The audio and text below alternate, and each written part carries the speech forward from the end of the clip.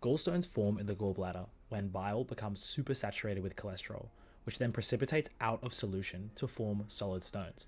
This is promoted by insufficient bile salts and gallbladder stasis, which is impaired emptying.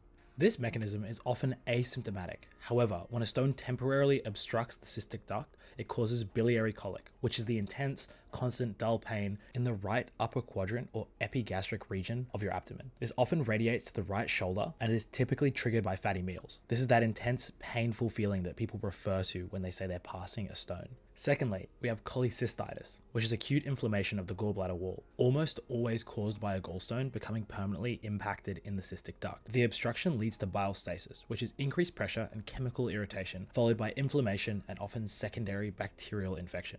The presentation is similar to biliary colic, or a normal gallstone, with similar persistent severe pain. It's also accompanied by signs of systemic inflammation, such as fever, tachycardia, and nausea. A key physical sign is a positive Murphy sign. To test for the Murphy sign, place the fingers at the right costal margin of the mid-clavicular line.